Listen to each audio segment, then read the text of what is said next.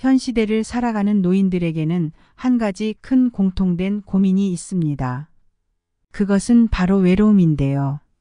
나이가 들수록 점점 더 외로움을 뼈저리게 느끼게 되는 것 같습니다. 그래서 오늘은 이 외로운 마음을 회복하기 위한 방법을 소개해 드리겠습니다. 영상 참고하셔서 행복한 노후 보탬이 되시길 바랍니다. 안녕하세요. 행복한 노후입니다. 영상을 시청하시기 전 구독, 좋아요, 알림 설정 부탁드립니다. 자, 시작합니다. 노후의 외로움에는 다양한 원인이 있겠지만 가장 큰 대표적인 이유는 관계가 단절되는 것에서 오는 것이죠. 가정과 사회에서 설 자리를 점점 잃어가고 마음을 터놓고 대화할 수 있는 상대가 줄어드는 것입니다. 게다가 새로운 인간관계를 만들 수 있는 환경이나 기회조차 많지 않은 것도 문제이지요. 나이가 들수록 고민을 함께 나눌 친구나 배우자, 가족관계가 중요해지고 있지만 한번 틀어지게 되면 관계 회복이 참으로 어렵습니다. 행복한 노년 생활의 필수인 관계 회복 방법에 대해 소개해 드리겠습니다.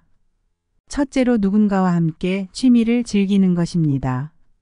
노년기에는 친구 관계를 개선하는 것에 있어 가장 중요한 부분은 지속적으로 만나고 있느냐가 중요합니다. 꾸준한 만남을 가지는 것은 서로를 알아가고 익숙해져가는 과정이지요. 그러나 만날 목적이나 이유가 없다면 의미 없는 관계나 즐거움이 없는 관계가 되어버려 쉽게 끊어지기 마련입니다.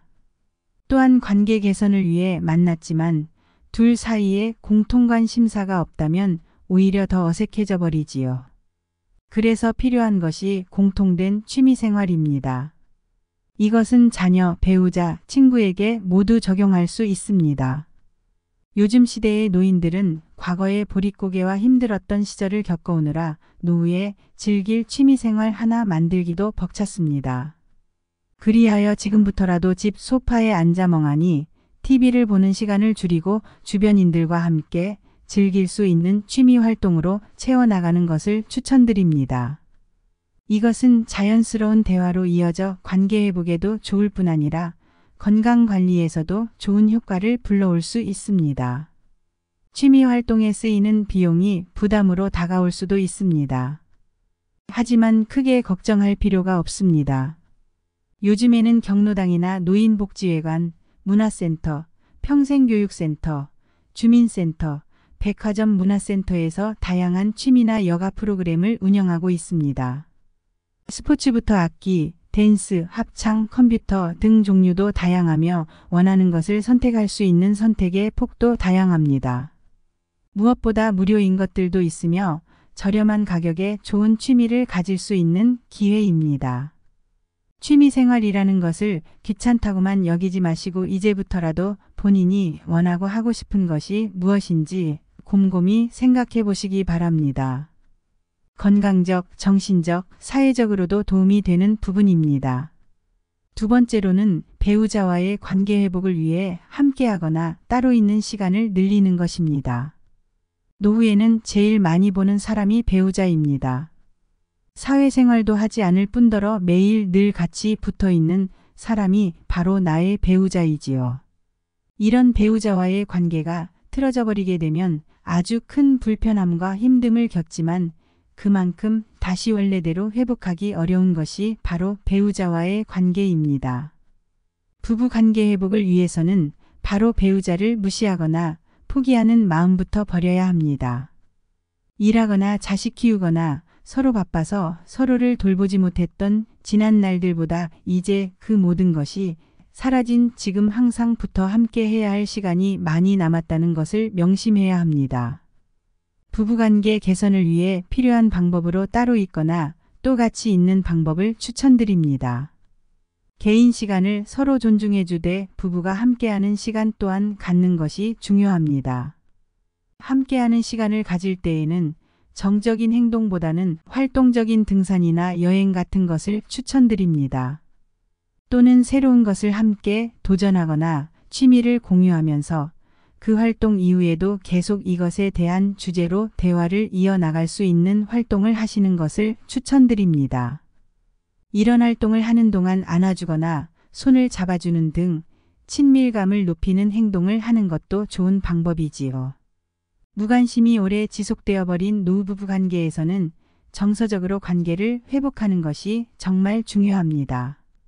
노년기에는 우울증이나 갱년기가 잘 찾아오기 때문에 더더욱 친밀 감형성이 중요합니다.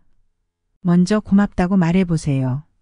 고맙다, 수고했다, 고생했다 등 서로를 인정해주거나 격려해주는 말은 처음엔 어색하고 낯 간지러울지 몰라도 얼어붙은 상대의 마음을 녹이는 데에는 특효약입니다.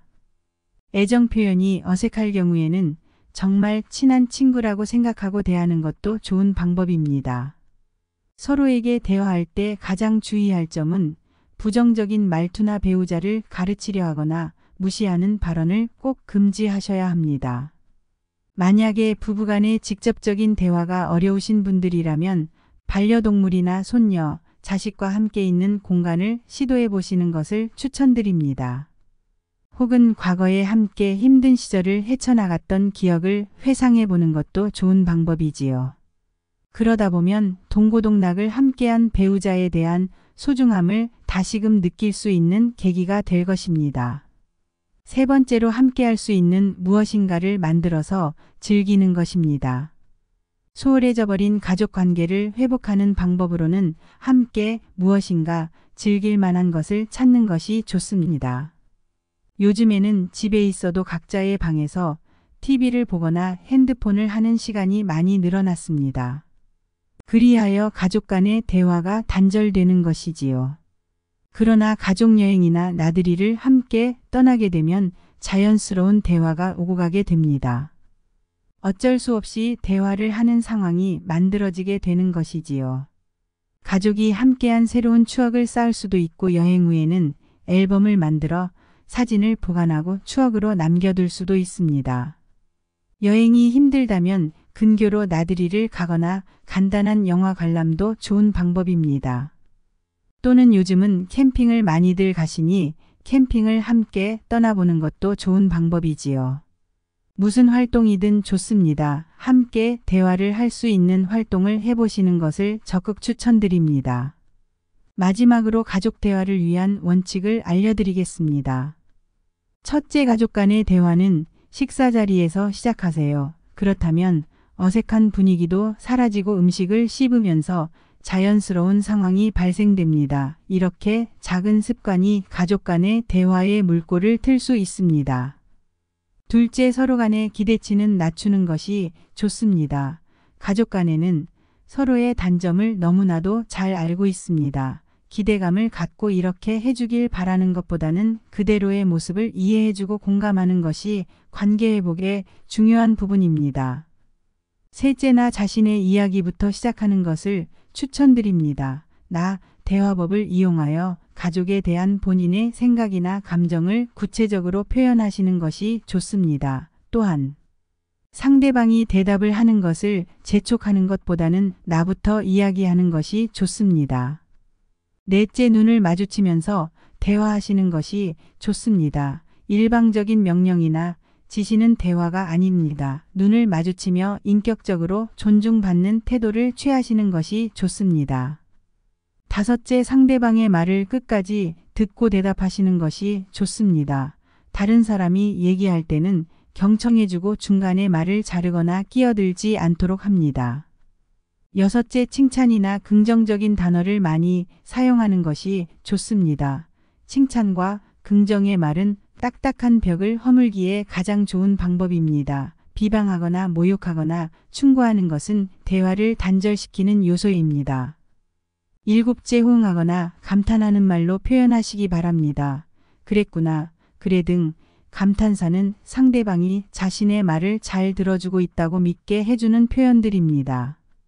이것은 상대방을 이해하고 수용하고 있다고 받아들이기 때문에 좋은 효과를 불러옵니다. 이렇게 오늘은 노후에 무너져버린 관계 회복을 위한 방법에 대해 소개해 드렸습니다. 노년기는 금방 끝나버릴 것 같지만 꽤나 긴 시간입니다. 그 시간을 어떻게 마무리를 잘하고 현생에 후회 없이 살다 가느냐를 고민해야 하는 시기인 것 같습니다. 주변 친구, 가족, 자식, 배우자와의 관계를 회복하셔서 마음을 행복으로만 가득 채우시기를 바랍니다. 여러분들이 더욱더 평안한 황혼기를 맞으시기를 기원합니다. 오늘 영상이 유익하셨다면 구독, 좋아요, 알림 설정 부탁드립니다. 시청해 주셔서 감사합니다.